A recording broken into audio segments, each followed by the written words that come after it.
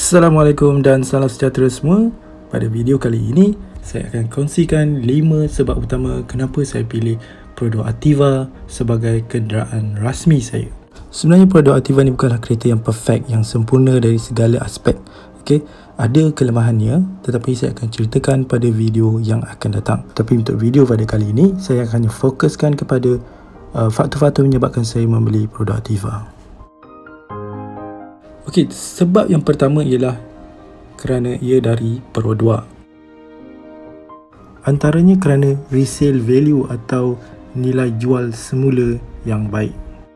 Okey, untuk kenderaan Pro 2 saya sebelum ni, saya dapat harga jualan, harga belian sebanyak RM36,000 dan baki di bank ada lagi dalam RM34,900 lebih lah. So, saya dapatlah lebih kurang RM1,000 lebih dan untuk selepas tolak dengan baki hutang di bank. Okay?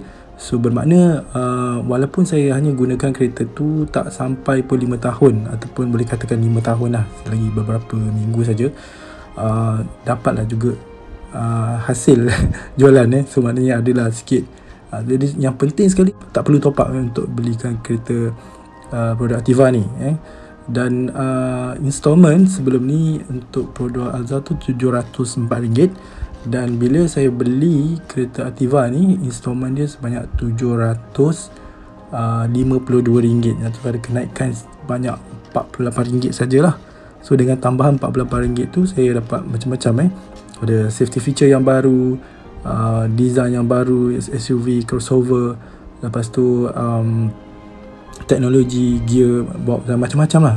So saya rasa yang amat berbaloi untuk upgrade kepada SUV crossover ni. Bagi saya lah, mungkin bagi setengah orang yang berkeluarga besar mungkin tak sesuai, so bergantung. Jadi bagi saya tengok lebih daripada teknologi. Bayangkan sekiranya saya memilih untuk beli kereta Continental yang depreciation dia sangat tinggi dan harga dia jatuh begitu cepat.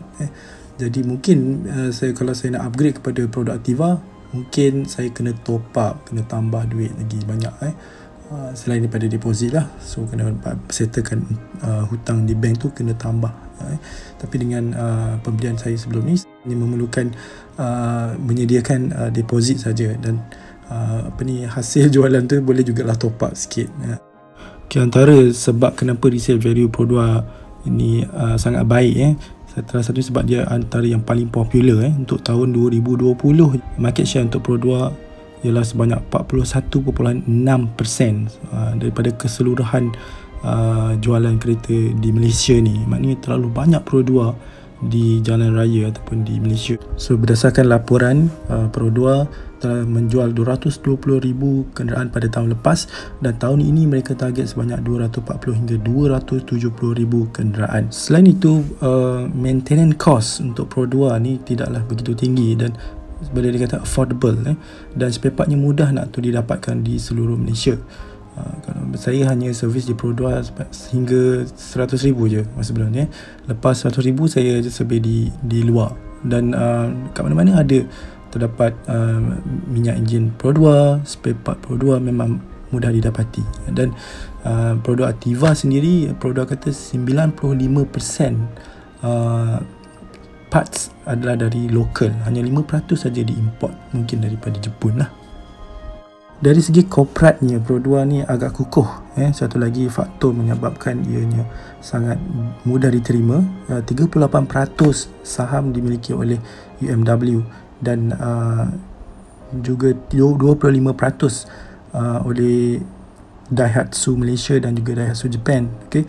Dan juga dimiliki oleh Mitsui sebanyak 7% dan PNB dan MBM sebanyak 30%. So di situ kita boleh lihat bahawa Pro 2 ni akan mempunyai masa depan yang lebih cemerlang. Dan berdasarkan pengalaman saya untuk kenderaan lama saya, memang tak ada masalah dari segi mechanical dan electrical, tak ada masalah. Cuma yang selalu saya kerap tukar ialah lampu bulb dan bateri, sehingga 3 ke 4 kali macam tu lah. Dan sangat beberapa hati lah, tak ada masalah yang major pada kenderaan saya sebelum ni. Dan satu lagi faktor penting ialah kerjasama antara Pro 2, Toyota dan Daihatsu untuk menghasilkan D55L ni, yang mana setiap company ini mempunyai satu model sendiri, Productiva, Toyota Rise dan juga Daihatsu Rocky. Toyota Rise telah mendapat jualan yang terbaik pada akhir 2019 dan pada 2020 masih lagi top 10, saya ingat nombor 7. Dan penerimaan itu menunjukkan bahawa kereta ini ada potensi yang baik, yang cemerlang, dan baru-baru ini dilancarkan di Indonesia juga mendapat penerimaan yang baik, dan di Malaysia juga Productiva mendapat booking yang tinggi lah, 14,000 pada awal April, yang sekarang saya tak pasti berapa. Okay, seterusnya ialah faktor yang kedua, iaitu faktor teknologi dan ciri-ciri keselamatan. Okay, di mana Productiva ni telah ditawarkan dengan begitu banyak features dengan harga yang paling mahal pun 74,000. So kita dapat Smart Drive Assist, dan di bawah package Smart Drive Assist tu ada Advanced Safety Assist, contohnya macam lane departure warning, lane keep assist, adaptive cruise control, rear cross traffic alert, macam-macam ada banyak, saya ingat ada 12 features. Dan itu dia menampilkan engine turbo engine turbo walaupun 1.0 turbocharge, tapi kita dah boleh consider dari kereta turbo kan. So pada harga yang 74,000 mana nak dapat. Kemudian kenderaan ini dikategorikan sebagai EV, so kenderaan yang menjimatkan minyak, full efficient. Satu tambah lagi, dia menggunakan platform yang baru. Tapi saya sedar masih ramai lagi yang memandang 1.0 turbo tu macam enjin yang kecil. Ada yang samakan dia dengan Viva ataupun Azia, kereta-kereta yang 1.0. Mereka masih melihat kuasa kereta, sebuah kereta tu bergantung pada cc yang kecil. Sekarang ni memang trend dia, kebanyakan kereta-kereta jenama-jenama yang terkemuka sekarang ni menggunakan enjin yang kecil, tapi mereka letak turbo supaya dapat menjimatkan bahan api. At the same time dia memberi kuasa yang mencukupi. Macam Productiva ni walaupun dia 1.0, tapi dia equivalent ataupun hampir sama dengan 1.5, dan top speed dia 180. Saya paling laju pun saya buat 163, tapi ramai yang saya dengar di Facebook dan di YouTube mereka dah bawa 180 lebih, yang stable.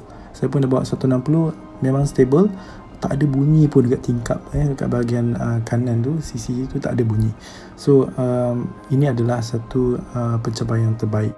Kemudian Productiva ni juga didatangkan dengan gear baru, DCVT. Okay, DCVT teknologi yang dibangunkan oleh Daihatsu dan juga Toyota, yang mana dia juga ada slope mode dan manual mode. Saya tak pandai nak jelaskan lebih terperinci mengenai DCVT ni segala engineeringnya, tetapi ada option yang lain iaitu slope mode dan manual mode, Triptronic. Okay, and then ada power button pula untuk bagi lebih kuasa dengan cepat nak memotong dan sebagainya. And then ada sistem keselamatan dari segi door locking system yang smart, dan juga bagi saya sistem lampunya yang agak advance. Saya itu satu yang saya suka dalam Productiva ni, yang dia boleh adaptive high beam kita panggil.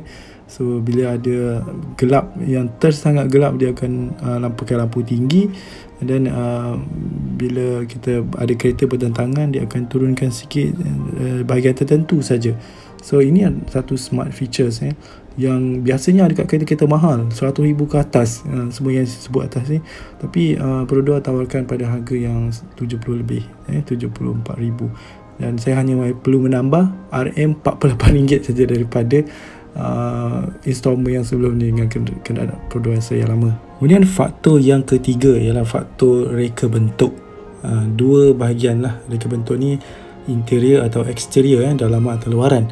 So untuk bahagian dalaman ni, saya paling suka tentang dia punya steering wheel. Steering ni saya rasa steering yang paling cantik Productiva pernah buat, ataupun Toyota dengan Daihatsu lah. So dengan banyak switch dan size yang perfect, dan electric steering. Saya rasa steering ni antara satu tarikan yang terbaik. Kemudian dengan dashboard, dashboard yang futuristic bagi saya, Walaupun dia tak adalah terlalu besar dan tak adalah menggunakan material-material yang mewah macam kenderaan lain, tapi acceptable bagi saya, sporty, dah cukup lah tu walaupun bukan material yang mahal. Okay. Kemudian ada floating screen, ikut trend lah semasa walaupun tak ada dalamnya ada Android Auto ataupun Apple CarPlay, tapi okay, tak ada masalah, benda tu boleh diuruskan. Kemudian cup holders yang banyak dan bijak juga dia letakkan dekat aircon supaya boleh sejukkan. So kemudian yang penting juga seat dia sangat selesa bagi saya, lebih selesa daripada kenderaan sebelum ni dengan material dan mungkin positioning. Walaupun dia taklah seatnya besar macam produk Azhar ke Arus ke kan, dia kecil sikit tapi selesa. Dengan dekat belakang tu kita rasa macam ada something yang soft. So untuk perjalanan jauh saya rasa ia amat selesa. Kemudian space dia mencukupi lah, bukanlah dia sebuah kenderaan yang luas macam Arus ke macam MPV Alza ke. Walaupun dia taklah terlalu besar, tapi dia tidak terlalu kecil. Dan saya memang memerlukan saiz yang macam ni je, yang sederhana, sebab dia lebih cepat untuk menyejukkan kabin. Kalau kereta terlalu besar macam kereta saya sebelum ni, dan most of the time saya seorang je, so kenderaan tu terpaksa menyejukkan keseluruhan, sebab kereta tu memang besar kan. So kalau dalam Ativa ni dia taklah terlalu besar, so dia cepat untuk menyejukkan kabin. Dan aircon dia saya rasa agak mungkinlah sebab dia baru ke sebenarnya, tapi memang agak sejuk dan cepat sejuk. Kemudian dari segi meter cluster dia dengan 7 inci TFT digital display ni, saya rasa agak menakjubkan lah, sebab dengan harga yang 70,000 lebih ni dapat fully digital meter cluster. Biasanya kereta-kereta mahal je. Sebab dulu saya first time pun memandu kereta yang fully digital ni lah Mercedes-Benz C-Class pada 2016 dulu. Saya tak sangka Pro 2 boleh menghasilkan sebuah kenderaan yang fully digital pada harga yang 70,000, bawah 100,000. Kemudian ada bentuk dari segi luaran, exterior. So design untuk produk Ativa ni saya rasa macam biasa, boxy design lah. Memang kita tengok ni macam jenis-jenis kereta-kereta Jepun. Okay. So ada iras-iras atau Rocky dan juga Toyota Rise. Cita rasa masing-masing, ada yang kata Rocky cantik, ada yang kata Rise cantik, ada yang kata Ativa cantik. Dan ketiga-tiga ni mungkin boleh di-swap. Kalau kita suka macam Rise, mungkin kita ambil bumper Rise. Kalau suka Rocky, mungkin ambil bumper Rocky. Dia taklah terlalu futuristic design dia. Dia macam klasik sikit, SUV yang compact, macam contoh macam Jimny, Suzuki Jimny, macam Jeep, macam RAV4 yang pendek tu, yang two doors punya kan. So saya suka SUV yang macam ni, yang kecil, yang compact. So memang sesuai dengan saya, sebab saya memang tak suka kereta sedan. Kemudian dia nampak macam lasak lah, bentuk yang boxy macam ni, nampak dia macam outdoor, orang yang aktif, lifestyle, nampak fresh. Dia tak macam tajam, saya tahulah dia tak macam tajam macam Lexus ataupun Toyota Harrier kan. Saya tak seperti itu. Okay, untuk yang keempat, faktor keempat ialah kategori dia, kategori SUV compact ataupun crossover. Tak kisahlah, mungkin orang kata segmen A ke segmen B ke, itu saya tak kisah sangat. Tapi dia adalah SUV compact ataupun crossover, yang mana di seluruh dunia sekarang ni berdasarkan statistik 40% jualan kenderaan seluruh dunia ialah SUV. SUV compact ke tak compact ke, 40% tu adalah SUV. Dan jualan yang paling laris, SUV terlaris di dunia pada 2019 hingga 2020 ialah Toyota RAV4, disusuli oleh Honda CR-V. Pada 2020 saja jualan untuk Toyota RAV4 ni sebanyak 995,000, hampir 1 juta untuk setahun. Ini menunjukkan bahawa permintaan terhadap SUV sangat-sangat memberangsangkan, dan Toyota cuba menjadi pengeluar kenderaan SUV yang paling popular lah, sebab dia ada banyak sangat model SUV. Dan memandangkan Pro 2 adalah rakan strategik Toyota juga, so saya rasa pilihan produk Ativa ni adalah pilihan yang selamat bagi saya lah. Okay. Dan faktor yang terakhir sekali, yang kelima, ialah harganya. Okay, harga yang ditawarkan oleh Pro 2 ini adalah bagi saya harga yang sangat mampu milik, affordable berdasarkan apa yang saya sebut tadi, teknologi dan ciri-ciri keselamatan, reka bentuk interior dan eksteriornya, kategori SUV, crossover dan macam-macam lah rakan strategiknya. So harga yang ditawarkan untuk RM74,000 tu untuk varian AV, saya rasa sangat berbaloi, dan hanya saya tambah lagi RM48 daripada kenderaan yang sebelum ni. Saya rasa satu upgrade yang sangat berbaloi, saya dapat lebih daripada tu. Jadi yalah, mungkin setengah orang tidak setuju, mereka lebih mengutamakan keluasan space, mungkin tidak sesuai lah. Ini adalah pendapat peribadi saya, faktor-faktor yang menyebabkan saya membeli produk Ativa untuk pada tahun 2021 ini. Ramai juga kawan-kawan saya tanya kenapa saya tak beli kereta yang lebih mahal ataupun yang lebih terkenal macam daripada Honda ke Toyota ke Nissan. Boleh je kalau nak beli, tapi saya jenis, dia bergantung pada seseorang lah, individu. Ada orang lebih mengutamakan jenama, kualiti yang lebih tinggi dan sebagainya. Bagi saya simple saja, kenderaan ni sepatutnya serve kita, bantu kita untuk travel daripada point A ke point B dengan selamat, okay? Dan menjimatkan, sepatutnya ia membantu kita dan bukan kita yang tak berhabis dengan kereta ni. Suka follow konsep bos saya masa saya di luar negara dulu. Dia kata dia seorang pengurus besar, so keretanya hanya kereta Toyota Prius lama, yang first model.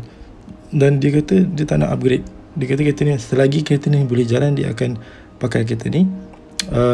Dia ada satu lagi kereta Opel Corsa, itu yang kecil saja.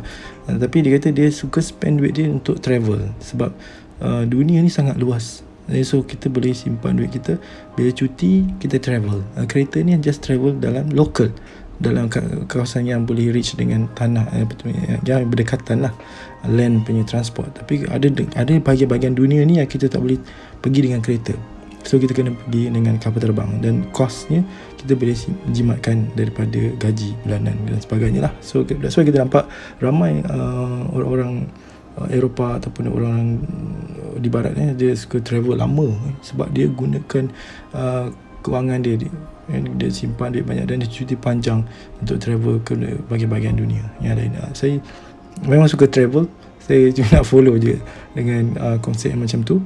Dan kalau saya bayar bulanan kereta yang tinggi kan, jadi ganggu saving saya untuk spend kepada travel. So lain orang, lain cara perbelanjaan. Dan mungkin juga anda ada minat yang berbeza juga. Mungkin anda minat motor ke, minat gadget ke, smartphone ke, computers ke, fashion ke, nak simpan duit pergi haji ke, umrah, nak bantu keluarga. So kita boleh jimatkan duit ataupun simpanan daripada barang bulanan kereta ataupun kos penyelenggaraan kereta. Okay, so itulah pendapat saya saja. Mungkin ada orang yang memang minat kereta, dia suka kereta mewah, kereta sport. So bergantung pada kemampuan masing-masing, okay, dan minat masing-masing, keadaan masing-masing. Mungkin Ativa tak sesuai, mungkin kereta dia yang lebih besar dia sesuai. So itu adalah bergantung. Bagi saya, definisi berbaloi ataupun worth it tu itu bergantung kepada situasi seseorang tu, dari segi keperluan dan kemampuan. Dan seperti kereta-kereta yang lain, Ativa ni ada kelemahan dia juga, tetap ada. Tapi saya akan ceritakan dalam video akan datang, insyaAllah. Jadi terima kasih kerana menonton. Dan jika anda suka video ni, anda boleh tekan like. Jika anda belum subscribe dan minat dengan konten-konten saya, bolehlah subscribe. Kalau tak suka, thumbs down. Okay, terima kasih. Assalamualaikum dan salam sejahtera.